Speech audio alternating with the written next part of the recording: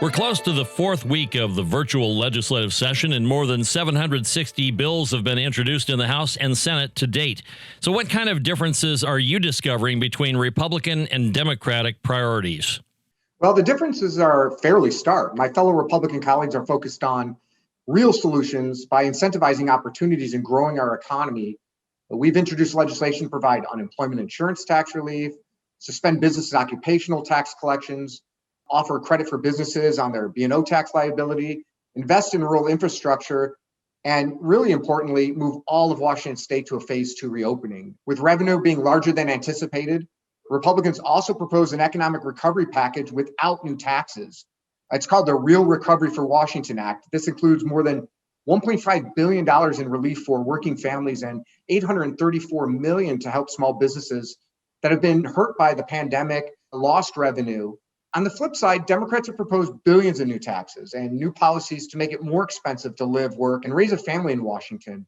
That includes a 9% income tax on capital gains as small as $25,000, an 18-cent gas tax, and a new low-carbon fuel standard that's going to increase the cost of fuel by up to 63 cents. It's fairly clear to see at this point in the session that Republicans want to grow our economy and invest in opportunities, while Democrats proposed new taxes, new regulations, new fees, and want to take away from working families and small businesses. You have introduced a bill that would make a tremendous difference in providing infrastructure for your local and rural communities. Let's talk about House Bill 1263. The legislature is notorious in raiding non-dedicated funds in years when they have been in budget shortfalls, and they've done this repeatedly with the state's Public Works Assistance Account, which provides low-interest loans for local infrastructure. House Bill 1263 is something I'm really proud of because it sets up a dedicated funding account, the Rural Infrastructure Assistance Account, to provide grants, not loans, to local governments in rural counties for infrastructure such as sewers and water projects and even broadband. And since it's a dedicated account, it'll be off limits to the legislature who like to raid that money in that account.